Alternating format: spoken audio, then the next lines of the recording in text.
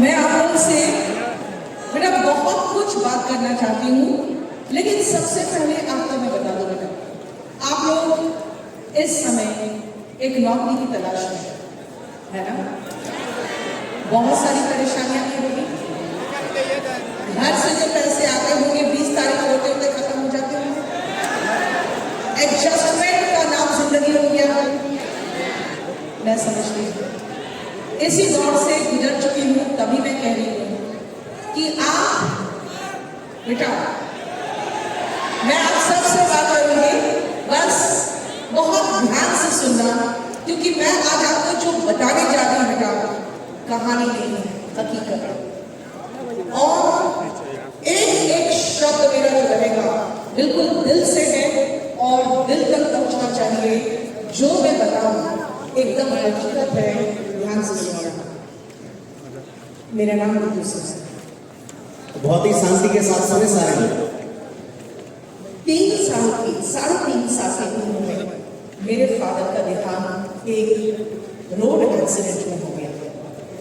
3.5 साल की उम्र मेरी थी और मेरे जो सबसे बड़े मेरे भाई हैं, जो सबसे बड़े, वो मात्र 17.5-18 साल के थे। लाइफ में मस्त थे।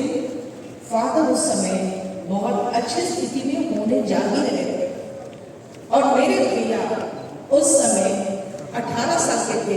घर में उस जमाने में इलेक्ट्रिक गिटार था, वो हमेशा, आज जो रंगारंग कार्यक्रम देख रहे थे ना, उस जमाने में इस तरह से मेरे भैया परफॉर्मेंस देते थे स्टेज पे गिटार बजाते। फादर का साया सर से उठा। हम लोग के घर में सिर्फ एक ही चीज हमारे पास था, वो था सर पे छत, जो मेरे पिताजी बना के गए थे। सब कुछ, सब लोग सड़क पे। और आपको मैं बता दूं, मैं इतनी छोटी थी बेटा, इतनी छोटी थी कि मैं रोई भी नहीं थी। मुझे पता भी नहीं था मौत क्या हुआ। उस समय जब सब रिश्तेदार घर आ रहे थे तो मुझे बहुत अच्छा लग रहा था, इतने लोग आए। और मुझे आज भी याद है जिस तरह से मेरी माँ रो रही थी, मेरे भैया रो रहे थे। मुझे पता नहीं था कि क्या हो रहा है घर में, लेकिन मुझे अच्छा लग रहा था, क्योंकि मेरी उम्र के सारे बच्चे जो कभी कभी खेलने आते थे सब आए थे, क्योंकि सबके माता पिता आए थे। संघर्ष उस समय से शुरू हुआ। जैसे मैंने आपको कहा कि छोटी छोटी चीज के लिए आप तरस रहे हो, शायद आज वैसे ही छोटी छोटी चीज के लिए हम सभी भाई बहन तरसे। लेकिन मैं अपनी माँ का मरते दम तक, जिसको कहते हैं ना बेटा, मैं अपनी सास का मैंने पिंडदान करवाया था अपने बेटे से। उस समय उसके पिंडदान में, उनके पिंडदान, अपनी सास के पिंडदान में मैं भी बैठी थी। तो पंडित जी ने एक बात कहा था कि पिता का भी कर्ज उतारते ही ये पिंडदान करके माँ का कर्ज नहीं उतर सकता। उनका कर्ज में ऐसे भी तो नहीं उतार सकते हम, कोई भी अपनी माँ का कर्ज नहीं उतार सकते, लेकिन एक खास कारण के कारण मैं अपनी माँ का कर्ज नहीं उतार सकती। और वो कारण था, उन्होंने मुझे उसी गवर्नमेंट स्कूल में पढ़ने के लिए छोड़ दिया जहां पर मेरे पिता के समय में हम लोग सभी का एडमिशन हुआ था। हमारे रिश्तेदार कहते थे गोईठा में घी सुखारी। गोईठा तो आप जानते हैं, दिल्ली में गोईठा का मतलब बताना पड़ता है गोबर के फूले, यहाँ तो सब जानते हैं हम लोग गोईठा क्या होता है। गोईठा में घी सुखारी है बेटी को पढ़ाने की, और बेटियों को लोग वहां पे गिरनी में गर्ल्स स्कूल में भेजते हैं, और जब बड़ी हो जाती है तो विमेंस कॉलेज वहां पे जो आर्ट्स का है वहां भेजते हैं। लेकिन 10th तक हमने गवर्नमेंट स्कूल में पढ़ाई की, और ये मेरे लिए बहुत बड़ा अचीवमेंट था, क्योंकि जब मेरा स्ट्रगल चालू हुआ और जब मैं दिल्ली आई तो घर से पैसे नहीं आ सकते थे। आपको अच्छे से पता होगा, बिहार में हम लोगों का पूरा महीने की आमदनी ही 10,000 होती है घर की, पिताजी की, है ना। और 10,000 एक बंदे का, एक बच्चे का खर्च है दिल्ली में रहने खाने का, नहीं आ सकता था पैसा। मैं अपने बल पे चली गई, मैंने कहा मैं देखूंगी। वहां पे जाके मैंने LLB में एडमिशन ले लिया, क्योंकि जिंदगी में कुछ पता ही नहीं था करना क्या है। कि आप लोग बिहार में खासकर बच्चों को जानकारी का इतना अभाव है कि जो बच्चा जिधर देख लेता है उधर दौड़ने लगता है। जब मेरी अपनी बड़ी बहन का MBBS में हो गया, हम सभी लोग MBBS की तैयारी करने लगे थे। वैसे ही मैं आज देखती हूँ, गिरिडीह जाती हूँ तो एक मारवाड़ी का बच्चा CA करना चाहता है। क्यों? क्योंकि उसके फादर के पास बहुत बड़ा बिजनेस है और बेटा संभालना चाहेगा, क्योंकि मनी मैनेजमेंट की बहुत बड़ी चीज होती है। उसको देख के बिहारी जितने हैं उनके भी बच्चे भी हम भी CA बनेगा, नहीं कौन सी बपोती है यहाँ पर जो तुम CA बन के क्या कर दोगे। लेकिन वो भी क्यों? क्योंकि यहाँ पे जानकारी का बहुत अभाव। जब मैं दिल्ली गई, दिल्ली में बहुत भयंकर स्ट्रगल चालू हुआ। इतनी जल्दी कुछ नहीं होता। और अगर आज आपको भगवान घिस रहा है, यकीन जानो वो इसलिए घिस रहे हैं क्योंकि आपको उनको पत्थर से तराश के हीरा बनाना, इसीलिए सबको नहीं घिसना भगवान। बहुत लोग होते हैं आराम से, एक आध दुकान है परचून का, या लड़की होगी तो शादी हो जाएगी और अपना बाल बच्चे संभालो, परचून की दुकान में लड़का बैठेगा, बीवी बच्चे संभालेगी, बस। अगर आपको भगवान घिस रहा है तो जरूर कोई कारण से घिस रहा है। मुझे भी बड़ी तकलीफ होती थी भरी दोपहरी में, कई बार रिक्शा में, कभी बस से। वहां पर दो तरह की बस, अब तो मेट्रो भी यार, अब जो बच्चे कहते हैं ना मैडम बहुत परेशानी होती है, तब मैं कह देती थी तुम्हारे में तो मेट्रो है, तुम्हारे समय में तो ओला उबेर की फैसिलिटी है। ऐसी बसें हैं जो एयर कंडीशन बसें हैं। हमारे समय में दो तरह की बसें होती थी, एक प्राइवेट और एक DTC। प्राइवेट कहीं से निकलता नहीं था जल्दी और DTC रुकती नहीं थी, बस के पीछे दौड़ना पड़ता था बस पकड़ने के लिए। एक और रिश्तेदार ने मुझे मत कहा था, क्योंकि मैं बहुत गोरी तो हूं नहीं, तो उस समय धूप में घूमने पे और ज्यादा काली हो जाती थी। तो कई लोग कहते थे, मेरे रिश्तेदार ने कह दिया कि क्या बात है दिल्ली में मजदूरी कर रही हो क्या। खराब लगता था सोच के, मजदूरी तो नहीं कर रहे हैं, लेकिन दोपहर में निकल के ट्यूशन पढ़ाने को जाना रहता था।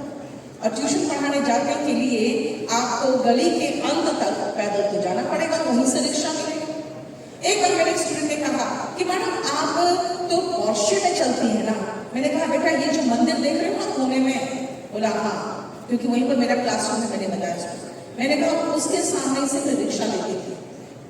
मैं तुम्हारे साथ बताओ क्या लेके आए हो? कहता है बाइक। मैंने कहा बाइक पे चल लेती, लेकिन मेरा एक्सपीरियंस बहुत खराब है बाइक में। एक बार मैं जब LLB कर रही थी तो उस समय बस स्टैंड थोड़ा दूर था, तो मेरा क्लासमेट कहा आओ नहीं तो तुम्हें बस स्टैंड तक छोड़ देता। मैं उसके पीछे बाइक पर बैठ गई, रेड लाइट ग्रीन हुआ, उसने बाइक से घूम लगाया, मैं वहीं गिर गई। रेड लाइट में गिर गई, पीछे जो गाड़ियां हैं वो हॉर्न करना शुरू किए कि गलत हटेगी तब ना गाड़ी निकालेगी, क्योंकि ग्रीन हो चुकी थी। अब शर्मिंदगी माना तो मैं सर नहीं उठा पा रही हूँ, क्योंकि मैं एकदम सड़क पे गिरी पड़ी।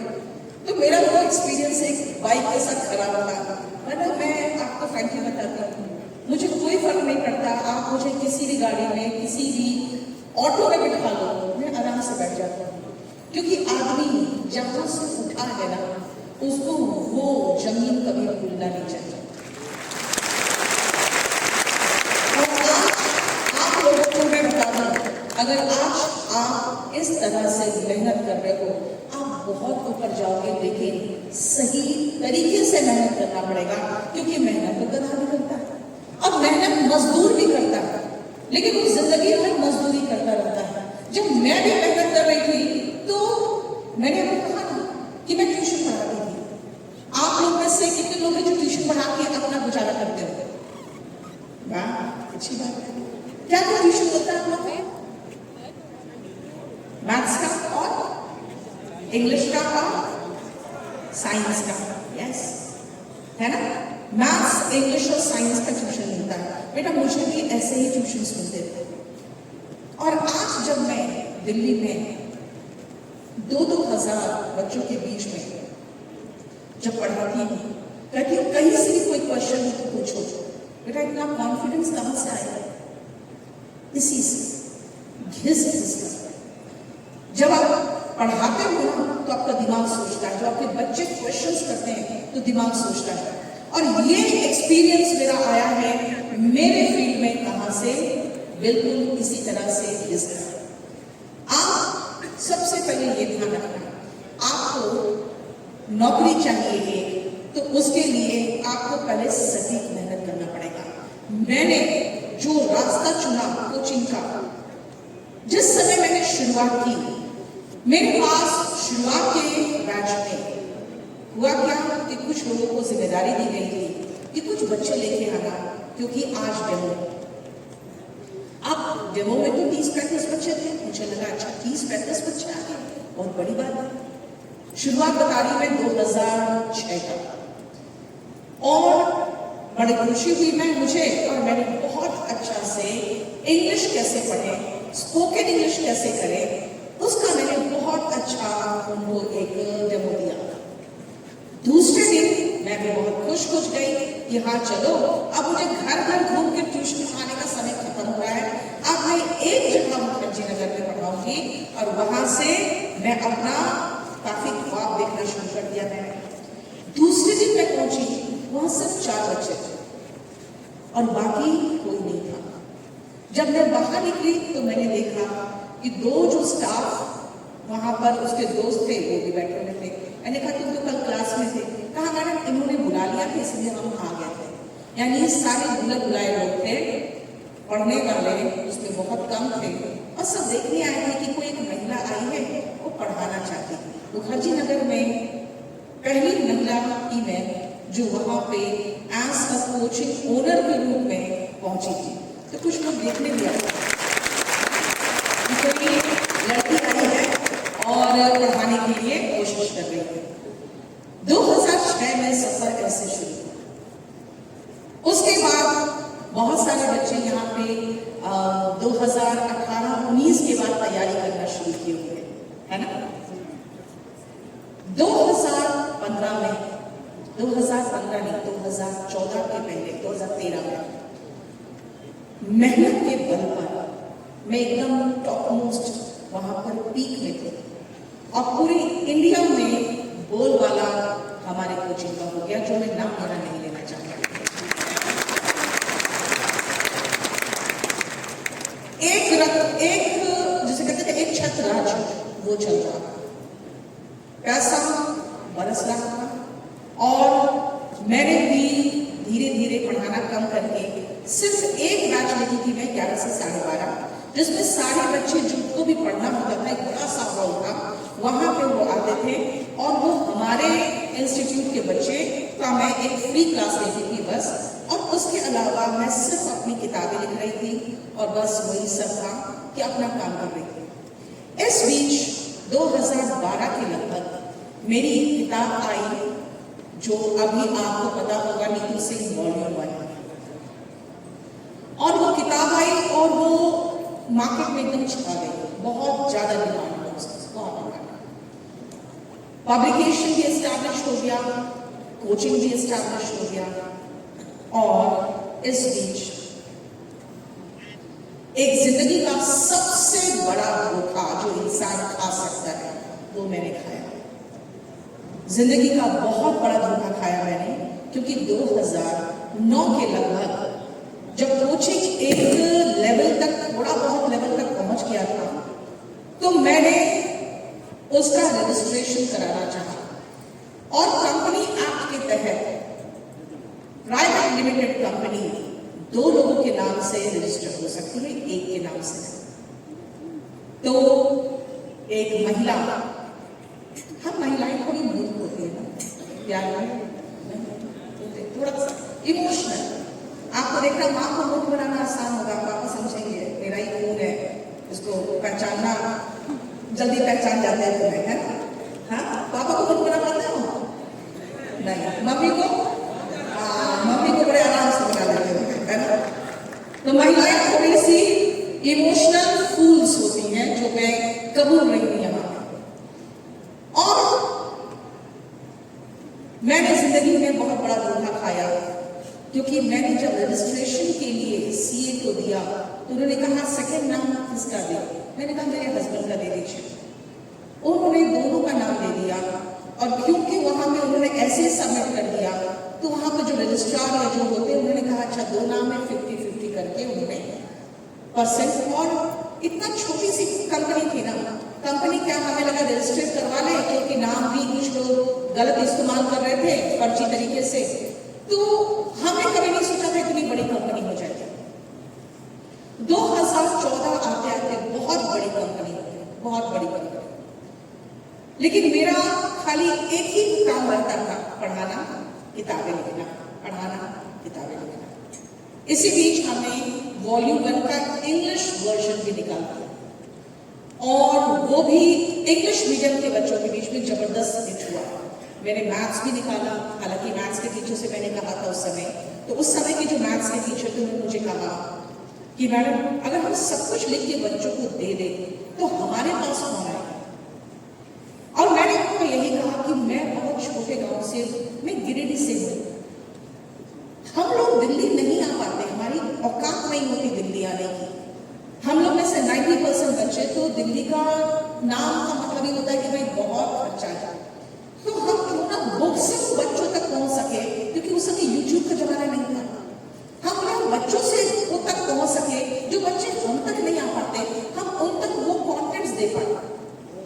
लेकिन उनको मैं कन्विंस नहीं कर पाई, तो फिर मैंने मैथ्स का किताब खुद लिखना शुरू कर दिया और उसमें सारे शॉर्ट ट्रिक्स डाले जो आज भी आपके केडी कैंपस में बुक के रूप में मिलता है। इंग्लिश में मैंने यही कहा अपने टीचर से कि बच्चों को देखेगा ना कि इतनी अच्छी किताब है तो पढ़ा भी कितना अच्छा होगा, मुझे ये किताब बच्चों तक पहुंचाने दीजिए। और ट्रस्ट मी, आज भी जो सिलेक्शंस होते हैं, आप YouTube में किसी भी चैनल को खोल के निकालेगा, किसी भी चैनल को आप सुनोगे कहां से इंग्लिश पढ़ा है, नीतू सिंह वॉल्यूम 1। कोई भी चैनल में कोई भी टॉपर होगा, वो अगर वो मेरे बुक का नाम नहीं ले रहा है, इसका मतलब है कुछ तो लोचन और वो आपको मूर्ख बना रहा है।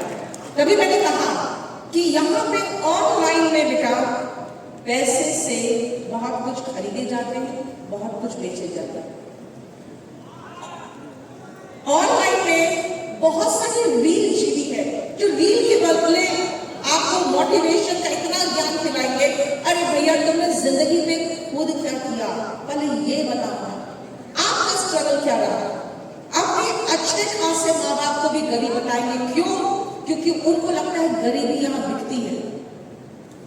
जल्दी आप गरीबी से कनेक्ट कर लेते हो, पता है? अगर कोई कहेगा मैं बहुत गरीब था, बहुत लाचार था, तो आप उससे जल्दी कनेक्ट कर लेते हो। बेटा इमोशनल होना अच्छी बात है, इमोशनल फूल नहीं बनना। बिहारियों में एक बड़ी समस्या है, हम बहुत जल्दी इमोशनल हो जाते हैं। हमें पता है हम इमोशनल फूल बन चुके हैं।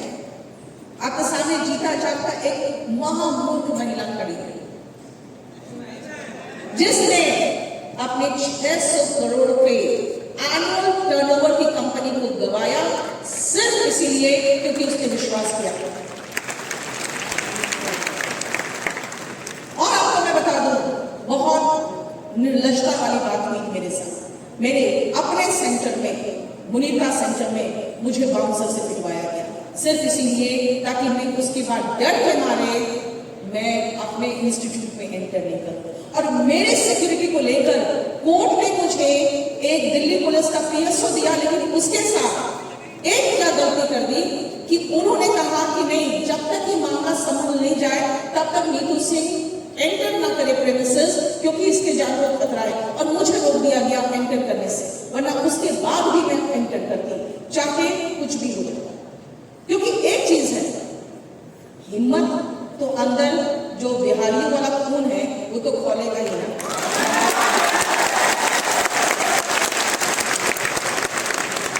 वो जो मेरे अंदर वो खून था वो बहुत भयंकर खोला और मैंने सोच लिया कि मैं बहुत भयंकर बदला लूंगी।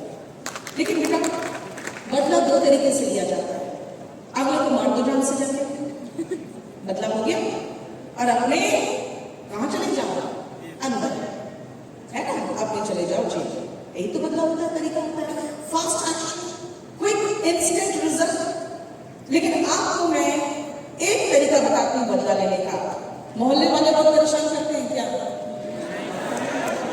है ना? और रिश्तेदारों का एक गाना भी बना सही बना, यहाँ गाने सच है, गाना तो सही था लेकिन पार्लियामेंट्री लैंग्वेज इसलिए नहीं गा सकती, लेकिन सही बना। बेटा बदला लेने का तरीका आपको बता रही हूँ, मेहनत करो। नहीं यार, मेहनत करो, जम के मेहनत करो, और जिस दिन कामयाब हो जाओ एक मिठाई का डब्बा लेके उनके घर चले जाओ।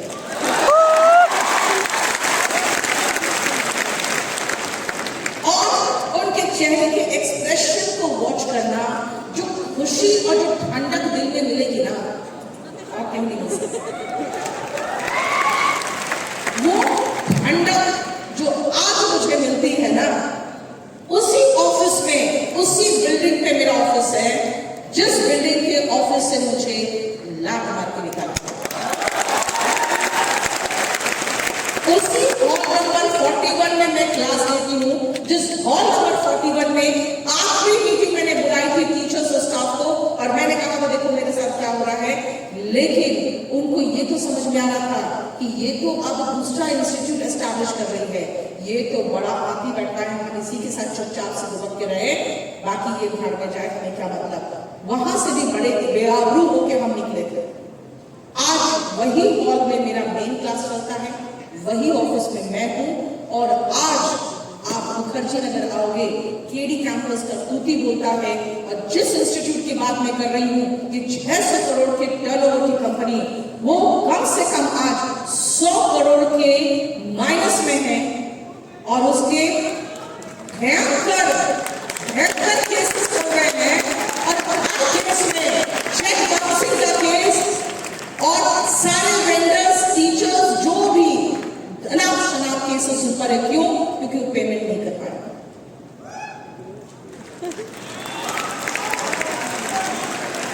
बेटा पहले मैं नाम लेती थी, अब इसलिए नाम मैं लेती हूं कि नाम लूंगी तो चाहे बच्चों को चले जाएगा देखने को। बेटा नाम उसका लेना चाहिए जिससे अब मुकाबला है। अब मैं मुकाबला जैसे करती हूँ, उनका नाम लेती हूँ, सम्मान से लेती हूँ, ठीक है ना? सबका नाम लेती हूँ। आप यहाँ पर आप बैठे हो पटना में, यार खान सर का नाम हो, अपना बिहारी याद नहीं तुम्हें? हाँ बताओ। मुझे किसी ने कहा कि ये जो विकास कीर्ति सर है वो मुखर्जी नगर में, किसी ने कहा, उनसे ना बहुत लोग चिढ़ते हैं, पता नहीं क्यों। मैंने कहा सर वो मेरे रोल मॉडल है, वो इसलिए चिढ़ते हैं क्योंकि उनको पता वो वहां तक कभी पहुंच ही नहीं पाई।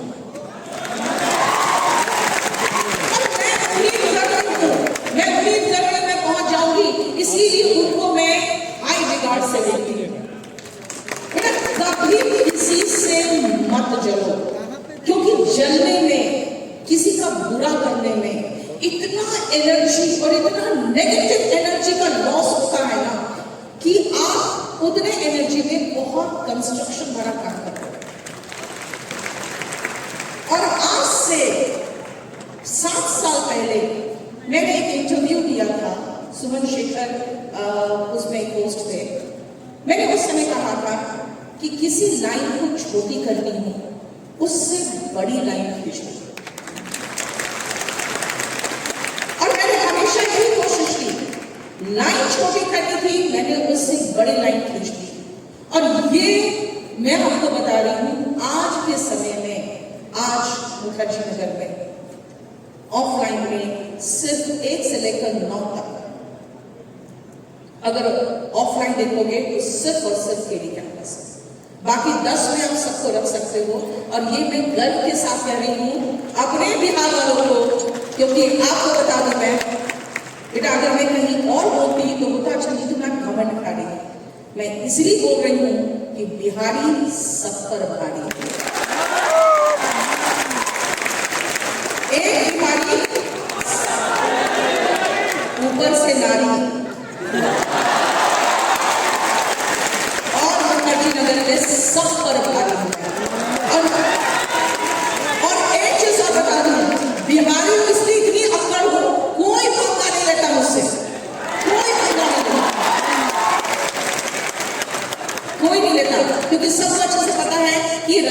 करेंगे। बेटा फिर बताती हूँ, आप में से कई लोग सोच रहे होंगे कि अच्छा एकेडमिक स्ट्रगल खत्म हो गया। बेटा 2020 में कोविड आया। कोविड आया तो मोदी जी ने कहा कि हम 21 दिन में कोरोना भगा देंगे। तो एक जनता कर्फ्यू लगा और फिर कर्फ्यू लग गया। मुझे बड़ी खुशी हुई। मैंने कहा वाह, जिंदगी में कभी ऐसा मौका नहीं मिलेगा छुट्टी मनाने का और सुबह देर तक सोने का। उठना पड़ता है क्लास में, तो बड़ी खुशी महसूस हुई। उसके बाद वो 21 दिन बीत गया और फिर से कर्फ्यू आगे बढ़ गया। फिर थोड़ा दिन और आगे बढ़ गया, फिर पता चला जा मैं तो बेरोजगार हो गई। फिर एहसास हुआ अरे यार मैं तो बेरोजगार है। अब बताती हूँ फिर मैंने क्या किया। अमिताभ बच्चन का एक सेंटेंस है बेटा, बहुत बढ़िया सेंटेंस उनका, कि जब कुछ भी समझ में नहीं आए गो टू योर बेसिक्स। इसीलिए मैंने कहा फिर चली गई मैं फिर ऑनलाइन आके मैंने सीधा स्पोकन पढ़ाना शुरू कर दिया। और स्पोकन में जबरदस्त मुझे रिस्पॉन्स मिला, भयंकर रिस्पॉन्स मिला, इतना अच्छा रिस्पॉन्स कि उसके बाद फिर मैंने बच्चों का डिमांड आने लगा कि आप एसएससी की इंग्लिश में तो कराओ ऑनलाइन। फिर हम वो भी शुरू कर दिए। केडी लाइव की स्थापना हो गई और उस आपदा में मैंने भी अपने एक दो बहुत अजीज रिश्तेदारों को खोया। मेरे जिया जी का डेथ हो गया, एक दो बहुत अच्छे जान पहचान लोगों का डेथ हुआ, बहुत लोगों को खोया और मैं भी कोविड की शिकार हुई। लेकिन उस आपदा में मैंने केडी लाइव जैसे अवसर को तलाश कर आज केडी लाइव ऑनलाइन प्लेटफॉर्म पे एक बहुत मजबूत स्थान है केडी कैंपस के साथ।